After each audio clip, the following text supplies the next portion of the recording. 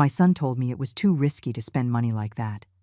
This was when I wanted to use $30,000 of my savings to fix the roof of my house, which was literally caving in. $30,000 that I had gathered by cleaning other people's houses for years, with my cracked hands and my destroyed knees.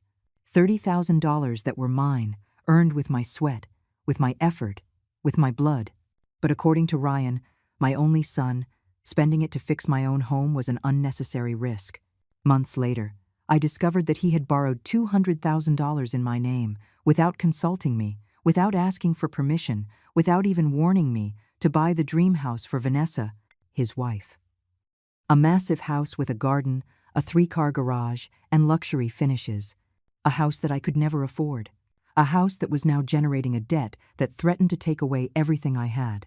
And when that debt began to drown them, when the banks started calling, when the debt collectors appeared, they came to my door demanding that I sell my house, my only asset, to save them from the consequences of their own decisions. They wanted me to be left with nothing so that they could maintain their life of luxury. They wanted me to sacrifice the only thing I had left to pay for their mistakes. And I, Margaret Sullivan, a 62-year-old woman who had spent her entire life saying yes, who had spent decades making herself small and invisible so that others could shine, finally said something different. I finally said the word that I had never dared to pronounce. I told them no. But before getting to that moment, before that definitive break that changed everything, I need to tell you how I got here. I need you to understand that this didn't start a few months ago when I discovered the debt. This began decades ago, when I was still young, when I still believed that family love was unconditional, when I still thought that if I sacrificed enough, if I made myself small enough, someone would finally see me. I grew up in a family where there were always marked differences. My older brother was the pride of my parents, the brilliant son, the one studying engineering, the one who was going to be someone important in life. I was simply the daughter, the one who had to learn to cook well, to keep the house spotless, to take care of others without expecting anything in return. My dreams didn't matter because, as my parents said, I was going to get married young anyway, and my future husband would take charge of supporting me. So, I learned from a very young age that my desires came in last place. I learned that asking for something for myself was being selfish, capricious, ungrateful. I learned to make myself invisible, not to bother anyone, to settle for the scraps of attention and affection that remained after my brother received everything good. When my parents paid for my brother's entire college tuition, they didn't even ask me if I wanted to study. They simply assumed it wasn't necessary. I got married at 22 to a man who turned out to be exactly what my family expected. Someone who saw me as a domestic employee with marital benefits rather than a life partner. I had Ryan when I was 23, and from the first moment I held him in my arms, my life ceased to belong to me. Everything revolved around him, his needs, his education, his promising future. My husband worked a blue-collar job at a factory, yes, but the money barely reached the basics. I started cleaning other people's houses to be able to pay for Ryan's private math tutors, new school clothes every year, field trips with his classmates, and books that weren't on the official list, but that his teachers said were important. I remember perfectly the nights when I arrived home, with my hands cracked from scrubbing so many strange floors, with my back aching from carrying buckets of water, and the only thing that kept me standing was thinking that I was building a better future for my son. I thought that he would see my sacrifice someday. I thought he would understand everything I did for him, all the times I skipped meals so that he could eat better, all the times I wore the same worn-out clothes for years to be able to buy him brand-name sneakers. I thought that when he grew up, when he became a man, he would be different from my father, different from my husband, different from all the men in my family who only knew how to take and never give. When Ryan was 17, my husband died in a traffic accident. A truck ran a red light and hit him head-on when he was coming back from work. It was devastating, painful, terrifying, but it was also liberating in a way that I never dared to confess to anyone, not even to myself for a long time. Suddenly, I was the only one responsible for everything.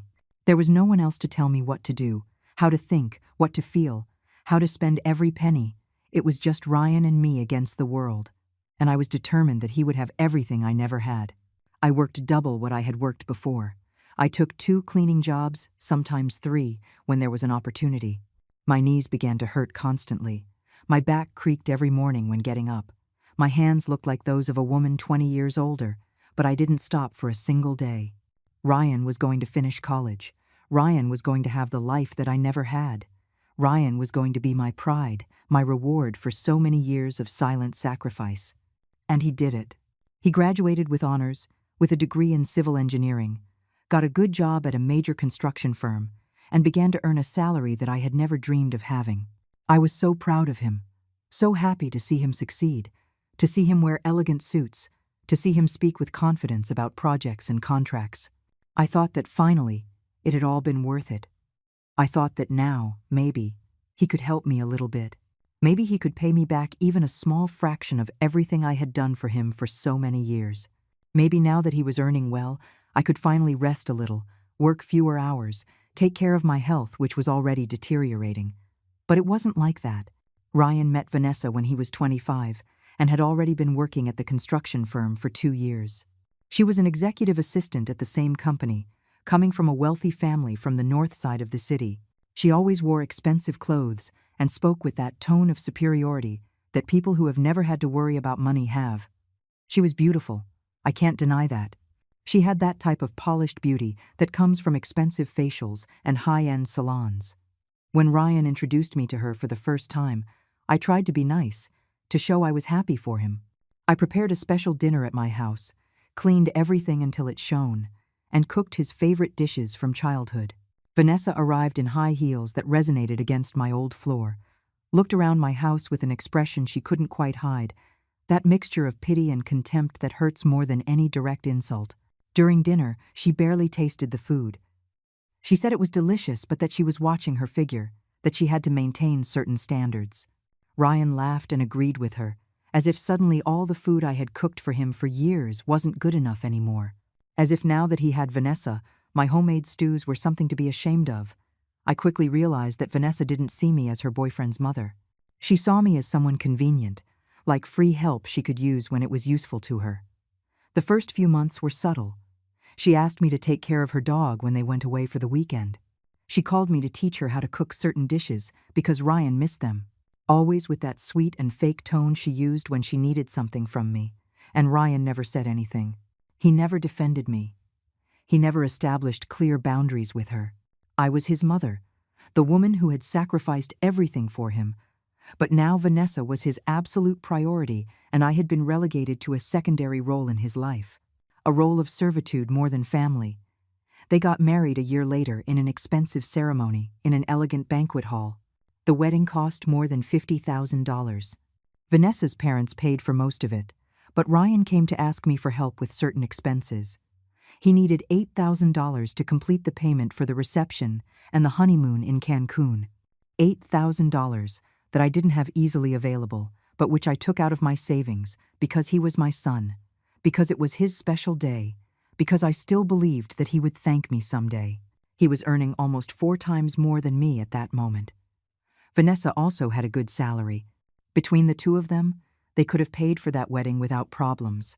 But it was easier to ask me, because I never said no, because I always found a way to give him what he needed, even if it meant leaving myself with nothing. At the wedding, Vanessa barely included me in the important photographs.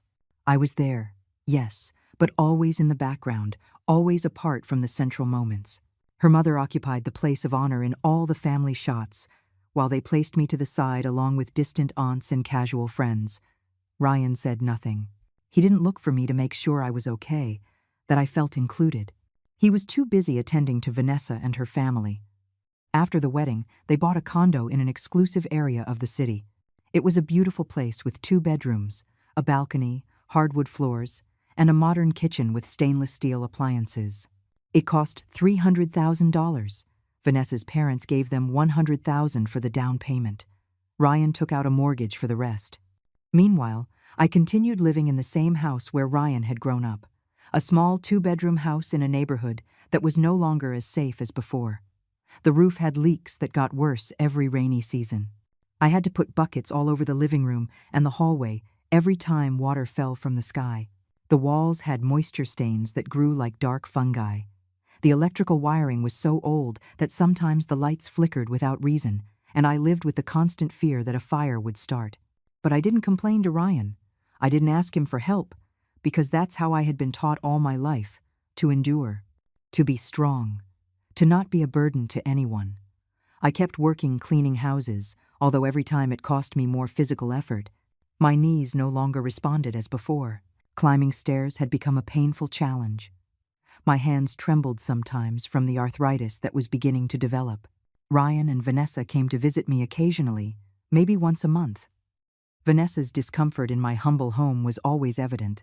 She sat on the edge of the old sofa as if she were afraid of getting dirty. She looked at the ceiling with the water stains and made passive-aggressive comments about how dangerous it was to live in those conditions, but never offered real help to change the situation. The visits always ended the same way. Vanessa said they had to leave because they had plans. Important commitments. Ryan gave me a quick kiss on the cheek and they left in their new car that they had bought that same year. An imported vehicle that cost $45,000. When they went to pick up Vanessa after work, she complained if she had to wait 5 extra minutes, but they could spend that huge amount of money on a car without thinking twice. When Vanessa got pregnant, everything got worse. Suddenly I was useful again. They called me constantly to go to their condo to help.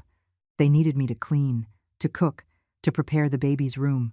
I went every time they called, putting aside my own cleaning jobs, losing income that I desperately needed, because it was my first grandchild and I wanted to be present.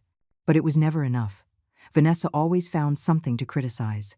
The food was too spicy or too simple. I hadn't folded the baby's clothes correctly. The room wasn't organized according to the system she had seen on the internet.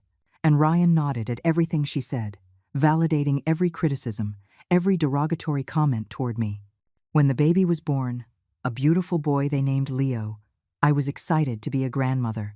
I thought this would be a new beginning, an opportunity to rebuild my relationship with Ryan, to feel like an important part of his family. But I quickly became the free babysitter. They called me at any hour to take care of the baby because they wanted to go out to dinner, go to the movies, take weekend vacations. I said yes every time.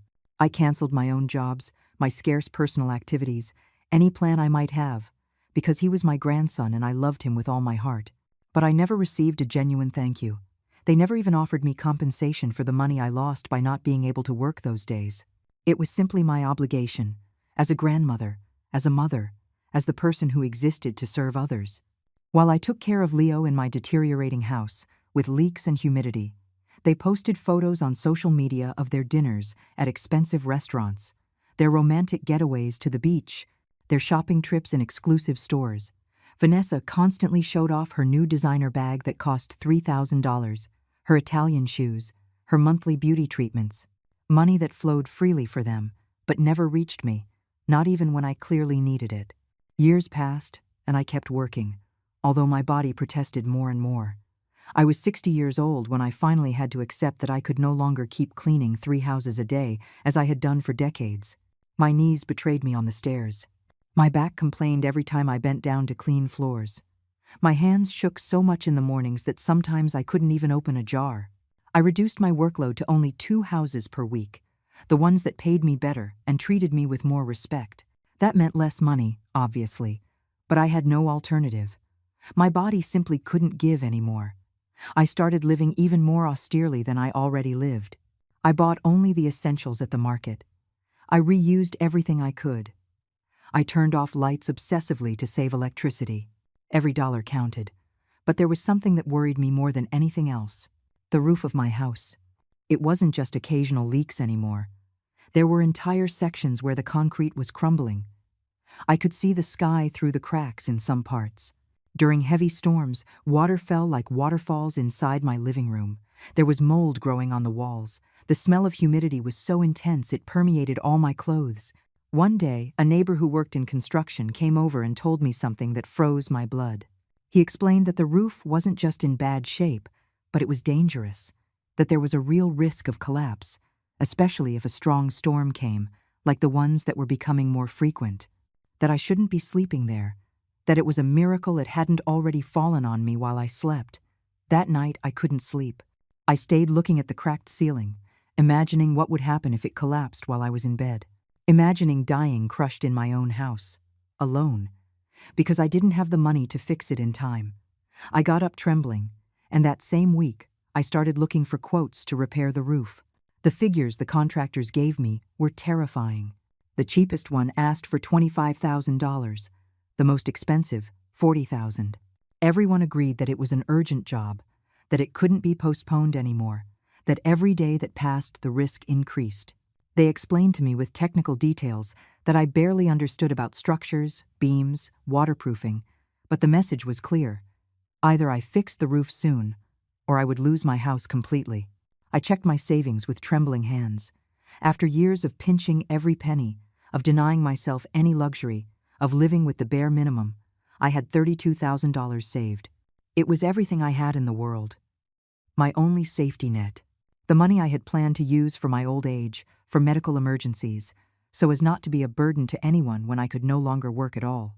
But now I needed that money for something more immediate, to survive, to literally have a roof over my head that wouldn't kill me while I slept. I hired the contractor who seemed most reliable to me, one who charged exactly $30,000. He promised me that in 6 weeks my house would be safe again, that I could sleep peacefully knowing there was no risk of collapse.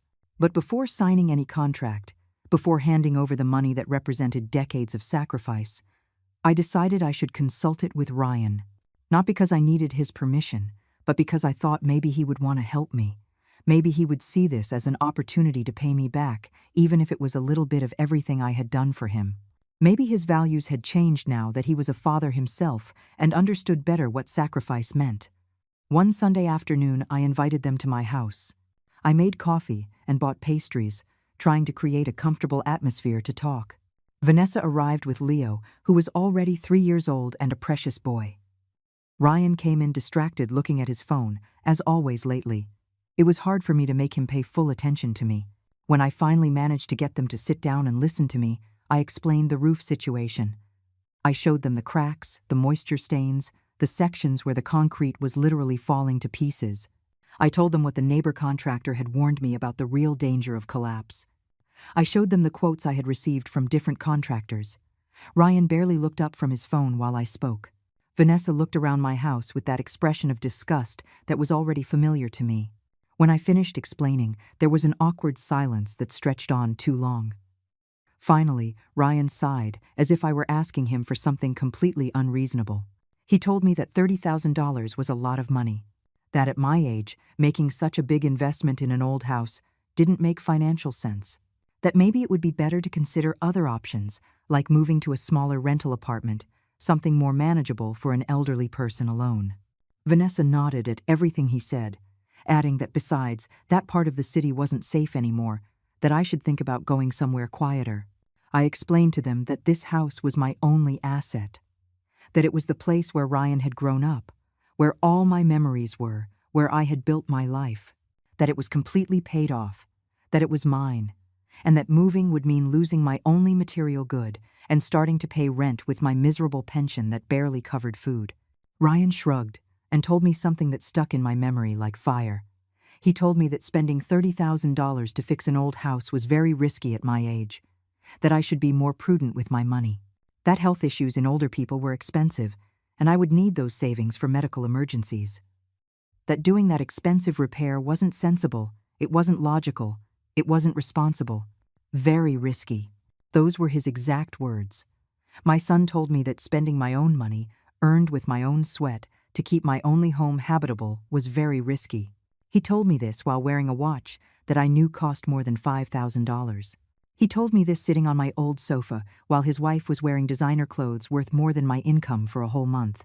Vanessa added that, furthermore, if I spent all my savings on the roof, I wouldn't have anything left to help them with Leo. That they were considering putting him in a bilingual private school next year, and it would be nice if Grandma could contribute something to her grandson's education. She said it with that sweet and manipulative tone I knew so well, as if my grandson's future depended on me being left without a roof over my head. I remained silent, processing what I had just heard. My son, the man to whom I had dedicated my entire life, to whom I had given everything even when I had nothing, was telling me not to fix my house that was literally falling to pieces because he and his wife wanted me to save that money to give it to them later. They wanted me to live in dangerous conditions, risking my life so they could continue living comfortably. I tried to explain the urgency of the situation to them one more time. I told them it wasn't a remodel for whim or aesthetics, that it was literally a matter of safety, of survival, that the contractors had warned me the roof could collapse at any moment.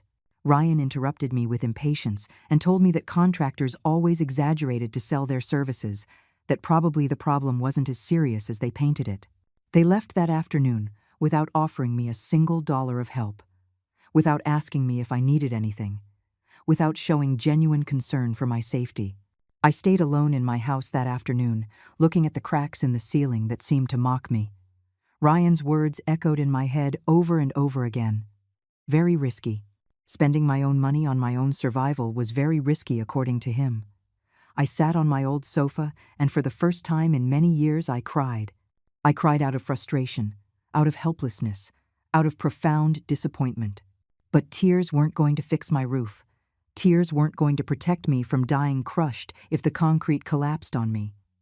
So I wiped my eyes, took a deep breath, and made a decision.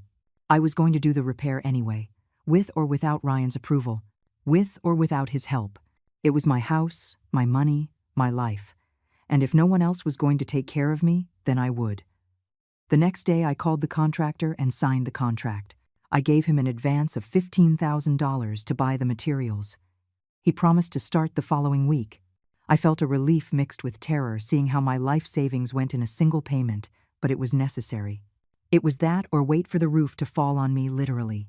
The workers arrived the following Monday early in the morning. They were 3 men led by the contractor, Mr. Henderson, a man of about 50 who seemed honest and hardworking. They began to demolish the most damaged sections of the roof. The noise was deafening. Dust filled the entire house. I had to cover my few pieces of furniture with old sheets to protect them. During the following weeks, my house became a construction zone. I got up every morning at 6 to prepare coffee and breakfast for the workers. They didn't ask me to, but I felt it was the right thing to do. They worked hard under the sun, sweating, straining to save my house. The least I could do was feed them decently. I liked Mr. Henderson. He treated me with respect, explained every step of the process, showed me the progress. I realized it was honest work, that he wasn't stealing a cent from me. When they found additional problems, things that hadn't been evident in the initial inspection, he told me in advance and gave me options. He never tried to take advantage of me for being an older woman alone. Ryan didn't come back to visit me during that whole month the construction lasted. I called him a couple of times to tell him how everything was going, thinking naively that maybe he would be happy to know I was taking action to be safe. But his answers were cold and distant. He told me he was very busy with work, that he would call me later, and then he never did. Vanessa sent me a message a week after the construction began. She didn't ask how I was or how the work was going. She asked me if I could go back to taking care of Leo on weekends because they wanted to go to a couple's spa. I explained that my house was under construction, full of dust and debris, that it wasn't safe to bring the child there. She didn't respond. She simply left me on read, as if I had committed some unforgivable offense by not being available to serve them. The work finished in 5 weeks, a week earlier than promised. Mr. Henderson and his team had done an excellent job. The new roof was solid, waterproof, safe. There were no more cracks or moisture stains. The walls looked clean after they painted them. For the first time in years, I could sleep peacefully knowing there was no risk of the roof collapsing on me in the middle of the night. The final cost was exactly $30,000, just as we had agreed. There were no surprises or additional charges. I handed Mr. Henderson the last $15,000 remaining from my savings. Seeing my bank account almost at zero, I felt a terrible vertigo. I had spent practically everything I had. I had barely $2,000 left as a financial cushion. But at least I had a safe roof over my head. Mr. Henderson gave me a firm handshake and told me it had been a pleasure working for me, that he wished all clients were as kind and respectful as I was. His words made me cry, although I tried to hide it. It was sad that a stranger treated me with more dignity and consideration than my own son. I called Ryan excitedly to tell him the work was finished, that my house was now safe, that it had turned out beautiful. I suggested he come see it, bring Leo, that we could celebrate with a meal. He told me maybe in a few weeks, that right now they were very busy. Vanessa had gotten a new position at her job that required more responsibilities, and they were adjusting to the new schedules. 2 months passed without them coming to visit me. 2 months in which I sat alone in my newly repaired house, looking at the new ceiling, feeling proud of having achieved it, but also deeply lonely. I had spent my life savings on that necessary repair, and not even my only son had bothered to come see the result. I kept working cleaning the 2 houses per week, trying to rebuild my savings little by little. But now all my income went to basic expenses. Food, electricity, water, gas. I had nothing extra left to save. I lived literally day to day, with the constant terror that any medical emergency or unexpected expense would sink me completely. One afternoon in November, Ryan finally came to visit me. He arrived alone, without Vanessa or Leo. He entered my house and didn't even comment on the new roof, on how good everything looked now. He simply sat at the kitchen table with a serious expression I couldn't decipher. There was something in his body language that made me nervous. He asked me directly how much money I had left from my savings. The question took me by surprise. I told him the truth, that I had spent practically everything on the roof repair, that I had barely $2,000 left for emergencies. I hoped maybe he would show concern, that he would offer to help me rebuild my savings, that he would recognize I had been left in a vulnerable position. Instead, his expression hardened. He told me it had been irresponsible to spend all my money that way, that he had warned me it was risky, that now if something happened to me, he would have to take care of me because I hadn't been prudent with my finances. He said it as if I were a burden, as if having saved my own life was an act of selfishness that harmed him. I couldn't hold back anymore. I asked him what alternative I had. If he preferred I had waited for the roof to collapse on me. If it would have been better for him if I had died crushed with my $30,000 intact in the bank for him to inherit. The words came out more bitter than I intended, but I was fed up with his lack of empathy. Ryan stood up abruptly, offended by my comment. He told me I was being dramatic, that I was exaggerating as always, that he was only trying to help me see things from a sensible financial perspective, that I wasn't a young woman anymore, and I had to start thinking about the future, about what would happen when I could no longer work at all. I replied that was precisely why I had done the repair, because I needed a safe place to live for that future he mentioned, because this house was the only thing I had and I couldn't afford the luxury of losing it, because unlike him, I didn't have anyone to back me financially if things went wrong. Ryan left my house that afternoon without even saying goodbye. I heard him start his car with more force than necessary, like an angry teenager. I stayed sitting in my kitchen, trembling, trying to process what had just happened. My son was upset with me not because I was in danger, but because I had spent money that he apparently already considered his. 3 weeks passed without hearing anything from him. He didn't call. He didn't answer my messages. Nothing. I tried not to think too much about it, to continue with my routine, to focus on my work and rebuilding my savings little by little, but the loneliness weighed more each day. It was painful to realize that my only son had cut off contact simply because I hadn't done what he wanted with my own money. Then, one December morning, I received a call from an unknown number. It was a woman who identified herself as a bank representative. She told me they needed to confirm certain information about a loan that had been requested in my name. A loan of $200,000. At first, I thought it was a phone scam, the kind that tries to get information out of elderly people. I told her there must be a mistake, that I hadn't requested any loan. She insisted that they had all my documentation, that the loan had already been approved and disbursed 3 months ago. 3 months. Just when I was starting the repair of my roof, I felt the floor opening under my feet. I asked her to give me more details. She explained that the loan had been requested for the purchase of a property, a house in an exclusive residential area north of the city, that my signature appeared on all the documents, that my credit information had been used, that I was legally responsible for that debt. I hung up the phone with my hands shaking so much I could barely hold it. This couldn't be happening. It must be a mistake, an administrative confusion, something. But deep in my heart, I already knew the truth. I already knew who had done this. Only one person had access to my personal documents, to my information, to everything necessary to forge my signature or convince me to sign something without me really knowing what it was. I called Ryan immediately. He didn't answer. I left him 3 increasingly desperate voicemails, asking him to call me urgently, that I needed to speak with him about something serious. Nothing, I called Vanessa. She didn't answer either. It was as if they had agreed to ignore me completely. I went to the bank in person that same afternoon. I explained to a loan officer what was happening. He pulled the file and showed me the documents. There was my name, my signature, copies of my ID, proof of address. Everything looked legitimate on paper. They showed me the address of the property that I had supposedly bought with that loan. I asked him to give me the exact address. I wrote it down with a trembling hand. When I left the bank, I took a taxi directly to that address, even though the trip would cost me almost all the money I carried in my wallet. I needed to see with my own eyes what this was. The taxi dropped me off in front of a beautiful house in a gated community with security. It was a modern 2-story construction with a large garden, a 3-car garage, large windows, the type of house anyone would dream of. The type of house I could never afford in 1,000 lifetimes. And there, parked in the driveway, was Ryan's car. I rang the doorbell with my heart beating so fast I thought it would burst out of my chest. Vanessa opened the door.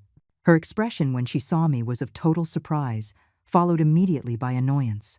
She asked me what I was doing there, how I had gotten the address. I told her I needed to speak with Ryan immediately. She tried to close the door in my face, but I pushed and entered. I wasn't going to let myself be stopped. Ryan appeared from the living room, looking uncomfortable, guilty. I asked him directly if he had taken out a loan in my name, if he had bought this house using my credit, my information, my signature. There was a long, awkward silence. Vanessa was the one who finally spoke. She told me with that condescending tone I hated so much that I didn't understand how family finances worked. That they had needed a co-signer to qualify for the loan for this house because they were still paying for the previous condo. That I, with my paid-off house and clean credit history, was the perfect option. I shouted at her that no one had asked my permission, that I hadn't authorized any of this, that I didn't even know this house existed until a few hours ago. Ryan finally spoke, with a low and evasive voice. He told me they had planned to tell me later, once everything was established, that they knew I would worry unnecessarily if they brought it up before, that I would worry unnecessarily, as if forging my signature and indebting me for $200,000 was something trivial, as if mortgaging my future without my consent was a minor detail. I asked him how they had gotten my signature on those documents. Ryan looked away, unable to hold my gaze. Vanessa intervened again. She explained coldly that I should remember that Sunday afternoon, months ago, when they had come to visit me. When I had showed them the roof quotes and told them about my plans, Ryan had asked me to sign some documents, telling me they were to update my will, to ensure Leo was protected if something happened to me, that it was important to do it now, that I was going to spend all my savings. I remembered that moment. I remembered signing those papers without really reading them, trusting blindly in my son, trusting that he would never hurt me, that he would always look out for my interests. How stupid I had been. How naive. How blind to the reality of who my son really was. I asked him how they dared. How could they do something like this to me after everything I had sacrificed for him his entire life? Ryan finally exploded. He shouted at me that he had never asked me to sacrifice anything for him, that those had been my decisions, not his, that if I had chosen to live a miserable life cleaning other people's houses, that had been my choice, not his fault. Vanessa added that, furthermore, I should be happy to be able to help them, that this house was an excellent investment that would appreciate over time, that technically the loan was in my name, but they were paying the monthly installments, so I didn't have to worry, that I was making unnecessary drama over something that, in the end, benefited me too because it was for my grandson. I asked them how much the monthly payment for that loan was. Ryan mumbled that it was $3,200 a month. $3,200. That amount was more than what I earned in 2 full months of work. If they stopped paying for any reason, I would be legally responsible for that debt. They could take away my house, the one I had just repaired with all my savings. They could leave me on the street. I shouted this at Ryan, trying to make him understand the magnitude of what he had done. He told me I was exaggerating, that they had good jobs and good incomes, that they weren't going to stop paying, that I should trust him. After what I had just discovered, after this monumental betrayal, he was asking me to trust him. I left that house crying, trembling with rage and helplessness. I walked several blocks aimlessly before realizing I didn't have enough money for another taxi back. I had to take 2 buses, a trip of almost 2 hours, sitting among strangers while tears kept falling uncontrollably. People looked at me with pity or discomfort, but I didn't care about keeping up appearances anymore. When I got home, it was night. I sat in my living room, under my new roof that had cost me everything, and felt that it had all been useless. I had saved my house from physically collapsing, only to discover that my son had put it at risk anyway. If Ryan and Vanessa stopped paying that loan, the banks would come for my property. Everything I had built, everything I had left, could disappear because of decisions I never made. That night I didn't sleep.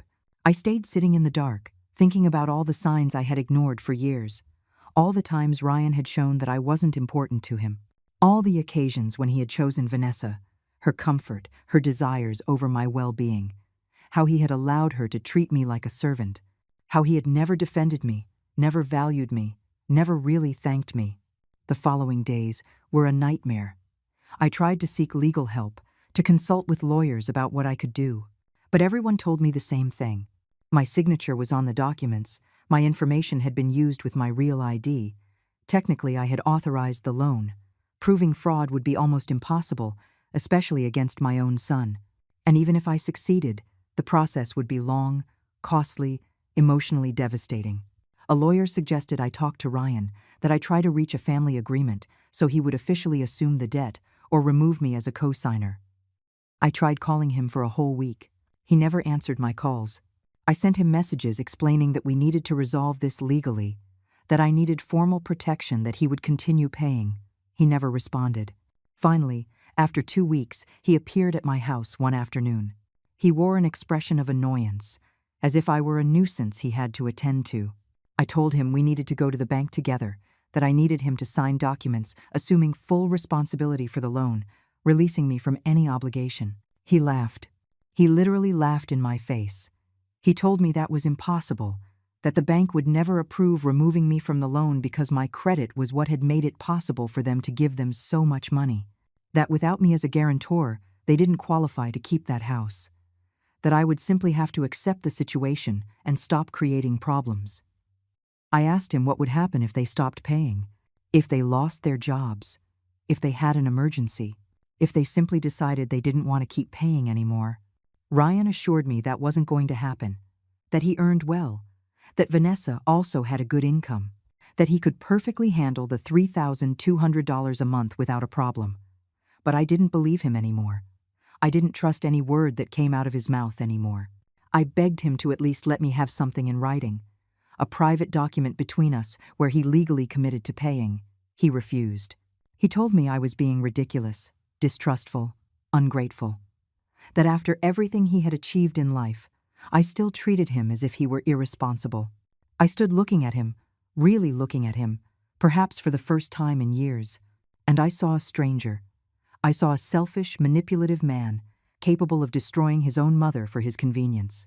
I saw everything I hadn't wanted to see for decades, because it was easier to live in the illusion that my son loved me. The following months, I lived in a constant state of anxiety. Every time my phone rang, my heart stopped thinking it would be the bank notifying me that Ryan had stopped paying. Every night, I checked my email compulsively looking for late payment notifications. I called the bank every week to confirm that the monthly payments were being covered. I kept working cleaning houses, but now the stress affected my health in new ways. I developed high blood pressure. Constant headaches began. I lost weight because anxiety took away my appetite. My hands shook even more than before. I barely slept 3 or 4 hours a night, waking up startled from nightmares where I lost my house. Ryan and Vanessa didn't contact me again. It was as if, after getting what they wanted, I no longer had any purpose in their lives. They didn't even call me to take care of Leo. I suppose they didn't need my help anymore now that they lived in their new house and could pay professional nannies with the money they had left over after making the payments on the debt that was in my name. A whole year passed this way. A year living on the edge, working despite my deteriorated health, surviving with the minimum to be able to save some money just in case. Just in case Ryan stopped paying and I had to start covering those impossible monthly payments. Just in case I lost my house and needed money to rent something. just in case everything collapsed, as I knew deep down would eventually happen. And then it happened. One afternoon in March, I received a letter from the bank. The loan was 2 months behind, 2 months without paying, $6,400 of debt plus late interest. And as a co-signer, I was legally responsible for covering them immediately or facing legal action. I called Ryan at that very moment. "Thank God," he answered. I screamed at him, asking what was happening, why he had stopped paying. He told me with a tired voice that they had had some unforeseen expenses, that Vanessa had left her job because the work environment was toxic and it was affecting her mental health, that just his salary wasn't enough to cover all their debts, that they needed a little time to adjust. I asked him why he hadn't warned me before, why he had waited until the bank notified me. He told me he didn't want to worry me, that he thought he could resolve the situation before I found out. Lies. It was all lies. He hadn't thought about me for a second. He had simply stopped paying, knowing perfectly well that I would bear the consequences.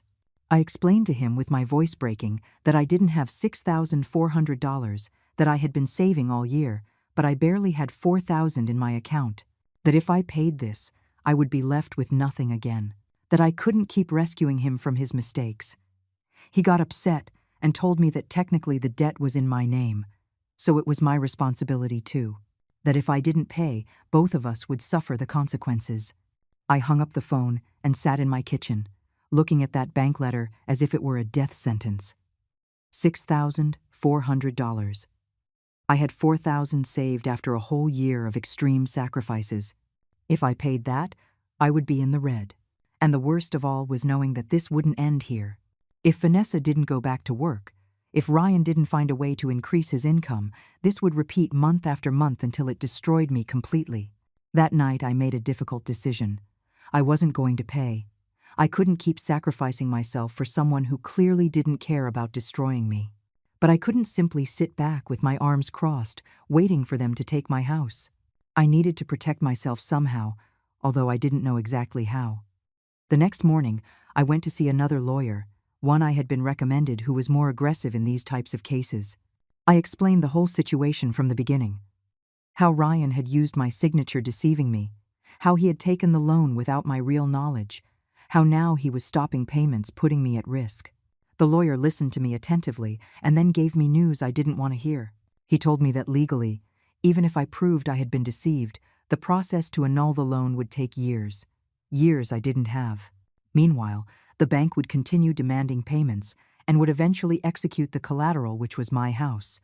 My only real option was to pay the overdue monthly payments to stop the immediate foreclosure process and then try to negotiate something with Ryan or the bank. I told him I didn't have enough money to pay everything overdue. The lawyer suggested I sell something, get a personal loan, look for any way to get that money quickly because every day that passed the late interest kept growing. It was an impossible situation. I had nothing to sell except my house, and that was precisely what I was trying to save. I returned home defeated. I sat on my sofa, and for the first time in my life, I seriously considered giving up. Let them take the house, move to a rented room in some cheap place, live my last years in absolute poverty. Maybe that was what I deserved for having been so foolish, so blind, so willing to believe in someone who had never valued me. But then I looked around my living room. I saw the ceiling I had saved with all my savings. I saw the walls I had painted myself. I saw every corner of this house that represented decades of my life, of my effort, of my existence. And something inside me hardened. I wasn't going to give up. I wasn't going to let Ryan take the only thing I had left without a fight. I did something I had never done before. I went to my 2 employers, the ladies for whom I cleaned, and explained my situation with complete honesty.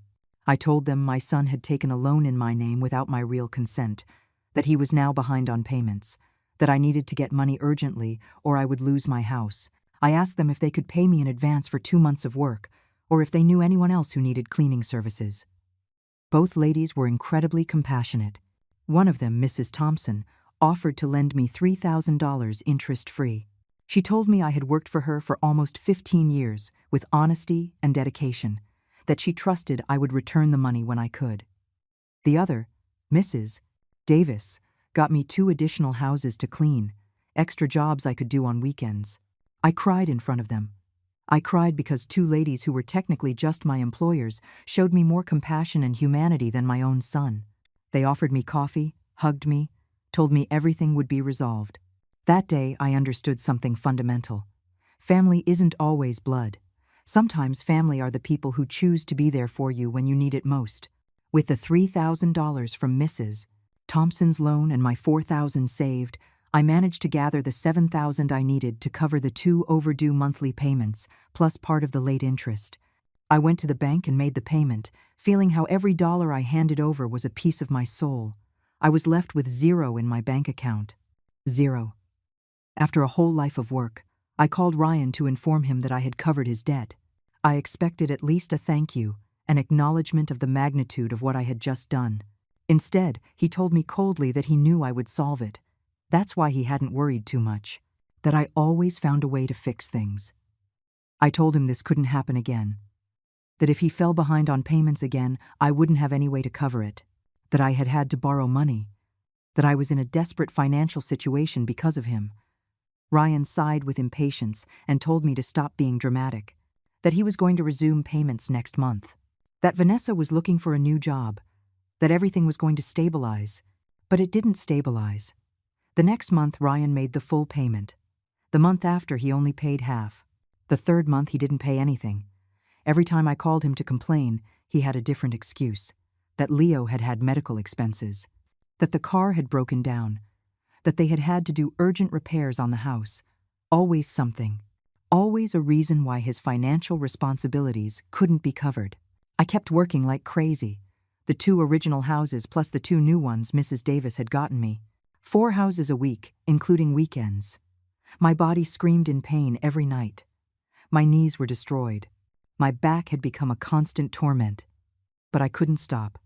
I had to pay back the $3,000 to Mrs. Thompson. I had to be prepared for when Ryan failed on payments again. I spent 6 months in that hell, working to exhaustion, living with the bare minimum. Every penny I earned went straight to paying debts or trying to rebuild an emergency cushion. I lost 20 pounds. New gray hairs appeared. I developed chronic insomnia. I looked in the mirror and almost didn't recognize myself. I had become a shadow of myself. And then, one September afternoon, I finally had a small break. I managed to fully pay back the $3,000 to Mrs. Thompson. She received them with a smile and told me she was proud of me, that few people had my integrity and my strength. Her words made me cry again. It was sad that I needed to look to strangers for the recognition and support my own family never gave me. Besides, I had managed to save an additional $2,500. It wasn't much, but it was something. A small safety net, a light at the end of the tunnel that had been so dark for so long. For the first time in months, I slept a full night without nightmares about losing my house. But that peace lasted exactly 4 days. On Sunday afternoon, Ryan appeared at my house without warning. He came with Vanessa and Leo, whom I hadn't seen in almost a year. My grandson had grown so much I almost didn't recognize him. He was 5 years old now. He was a beautiful boy with his father's eyes and the smile I remembered from Ryan when he was little. My heart squeezed seeing him. I tried to hug him, but he hid behind Vanessa. He didn't even remember me well anymore. It had been so long since the last time I took care of him that to him I was practically a stranger. That hurt more than I want to admit. They had even taken away my relationship with my grandson. Ryan and Vanessa entered my house with a tense attitude that immediately put me on alert. It wasn't a social visit. Something was coming. Something bad. I offered them coffee, but they said no, that this wouldn't take much time. They sat in my living room and looked at me with an expression I couldn't fully decipher, but that filled me with deep fear. Ryan went straight to the point. He told me they had been analyzing their financial situation very carefully over the last few months, that things weren't working out as they had planned, that Vanessa had gotten a new job but earned less than before, that their monthly expenses were too high, that the payment for the $200,000 house plus the payment for the condo they were still finishing paying off was unsustainable. He explained all this with an almost professional tone, as if he were presenting a financial report at his work and not talking about how they had destroyed my life. I asked him where he was going with all this. Vanessa intervened with that sweet and manipulative voice I detested so much. She told me they had reached a solution that would be beneficial for everyone. They explained to me that they were going to sell their old condo. With the money from that sale, they could cover some small debts they had accumulated, but it wouldn't be enough to get current with the loan for the big house. They had already accumulated 5 overdue monthly payments there. $16,000, plus late interest that kept growing every day. The bank had already sent them the first foreclosure notice. In 3 months, if they didn't get current, they would start the legal process to take the house from them. And since the house was in my name too, that meant my credit history would be destroyed and my own house would come into risk because it was linked as secondary collateral. I asked him why they hadn't told me anything before. Why had they waited until the situation was so desperate? Ryan shrugged and said they had been trying to solve it alone, that they didn't want to worry me, that they thought they could handle it. The same excuses as always, the same lies. Then Vanessa dropped the bomb. She told me that the only viable solution they had found was for me to sell my house, that with the money from the sale, we could fully pay off the $16,000 overdue loan, bring the mortgage current, and I would have enough money left to rent a small apartment for a while I found something more permanent. I remained silent, processing what I had just heard. They wanted me to sell my house, the house I had saved by spending all my savings, the house where I had lived for more than 30 years, the house where Ryan grew up, the house that was the only thing I had left in this world. They wanted me to be left with nothing to save them from the consequences of their own irresponsible decisions. Ryan added that it wasn't just for them, that it was also for me, that if the bank executed the mortgage, I would lose my house anyway without getting any benefit, that at least if I sold it voluntarily, I could control the process and make sure to get a good price, that I was being practical, intelligent, that it was the only logical option we had. I told them no. It was a simple, short word, but it came out of my mouth with a firmness I didn't know I had. I told them I wasn't going to sell my house, that they had created this problem, and they would have to find a way to solve it, that I had already paid too much for their mistakes. Vanessa stood up furious. She shouted at me that I was being selfish, that it was my grandson who would suffer the consequences, that Leo would be left without a home because of me, that we would have to move to a horrible place, that his childhood would be marked by my refusal to help. She tried to manipulate me using the child, making me feel guilty for not sacrificing myself one more time.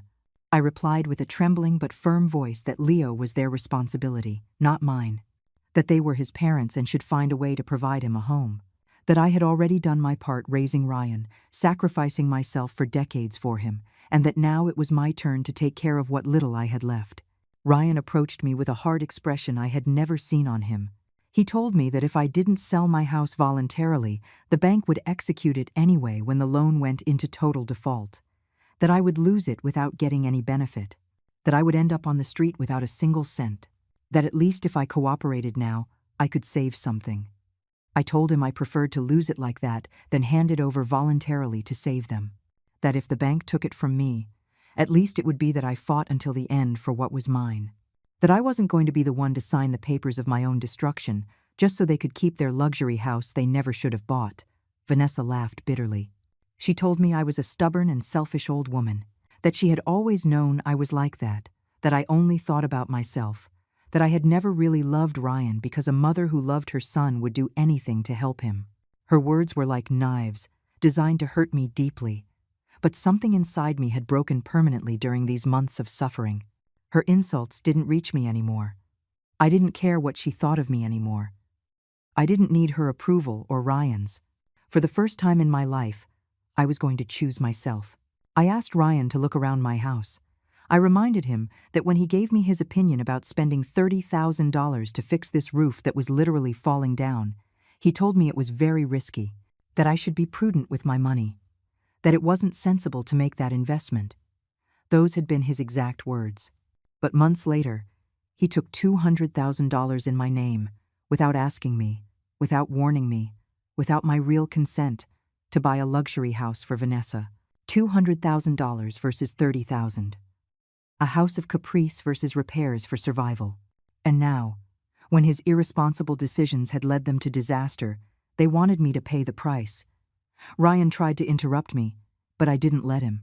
I continued speaking, saying all the truths I had kept for decades. I reminded him of every sacrifice I had made for him, every meal I skipped so he could eat better, every night I worked until my whole body ached to pay for his education, every time I gave up my own dreams so he could fulfill his. I told him that when his father died, I could have given up. I could have put Ryan with some relative and sought my own life, but I didn't do it. I worked double, triple, destroying my health so he would have everything he needed, so he could graduate from college with honors, so he could have the life I never had. And what had been my reward? A son who saw me as a resource to exploit, a daughter-in-law who treated me like a maid, a grandson who didn't even remember me because they had removed me from his life, a debt of $200,000 that I never authorized, the constant threat of losing the only thing I had left. Vanessa tried to speak, but I silenced her with a gesture of my hand. I told her she had no right to have an opinion on my relationship with my son, that she had arrived in our lives when Ryan was already a grown man, when all the hard work was already finished, that it was easy to judge me from her position of privilege, having grown up with parents who gave her everything without her having to sacrifice anything. I explained to her that I wasn't selfish for refusing to sell my house, that they were selfish for asking me, selfish for having taken a loan in my name without my permission, selfish for having put my future at risk for their whims, selfish for appearing now, demanding that I solve their problems when they had never been there to solve mine. Ryan finally exploded. He shouted at me that he never asked me for all those sacrifices, that if I had chosen to live a miserable life, that had been my decision, that he didn't have to spend his life paying for choices I made freely, that it was time I stopped using my past as an emotional weapon against him. His words confirmed what I already knew deep down. My son not only didn't value me, but he blamed me for having loved him too much. He blamed me for having worked so hard for him. He blamed me for reminding him of everything I had done, as if my sacrifice were a burden to him instead of an act of love. I told him with a calm voice, surprisingly calm, that he was right about something, that I had made those decisions freely, and now I was making another decision freely, the decision to tell him no, the decision to protect myself for the first time in my life, the decision not to continue being the one who always sacrificed herself so others could shine. I asked them to leave my house. Ryan looked at me with a mixture of rage and disbelief, as if he couldn't believe that I was daring to stand up to him. Vanessa took Leo by the hand and left my house making a scene, saying horrible things about me that the child heard all confused. Ryan stayed a moment longer at the door. He told me this wouldn't end here, that when the bank executed the loan and took my house, not to come looking for him asking for help, that he wasn't going to rescue me, that I had made my decision, and now I would have to live with the consequences. I replied that I was perfectly willing to live with the consequences of my own decisions, something he clearly didn't know how to do. When they left, I sat in my living room and cried for hours, not out of regret, but out of relief, out of liberation. For the feeling of having defended myself for the first time. The tears were painful, but also cathartic. I was mourning the end of a relationship that probably had never been what I thought it was. The following days were difficult. Guilt tried to invade me constantly. I wondered if I had done the right thing, if I should have helped them one more time, if I was really being selfish, as they said. But every time those thoughts arrived, I reminded myself that I hadn't created this problem, that I had been the victim, not the villain. 3 weeks later, I received a call from Ryan. His voice sounded defeated. He informed me that they had lost the house, that the bank had foreclosed on the mortgage, that they were moving back to the old condo which they still hadn't finished paying off. He waited a moment, probably expecting me to say something, to offer to help, to feel guilty. I asked him if that meant the loan that was in my name had been canceled with the foreclosure of the property. There was a long silence. Finally, he admitted yes, that by losing the house, which was the primary collateral of the loan, the debt had been settled with the property, that my house was no longer at risk, that I was free from that obligation. I felt a gigantic weight lift from my shoulders. I had resisted. I had said no, and I had survived. My house was safe. My future was secured as much as possible. I had paid a very high emotional price, but I had come out ahead. I told Ryan that I was sorry things had ended like this, that I hoped this experience would teach him something about responsibility and about the consequences of his actions, that my door would always be open if he wanted a genuine relationship based on mutual respect, but that I would never again allow them to use or manipulate me. He hung up without saying anything else. I haven't heard from him since then. It's been 6 months now. Sometimes I wonder how Leo is, if he thinks of me, if they have told him some distorted version of what happened. I miss my grandson with all my heart, but I understand that is the price I had to pay for choosing myself.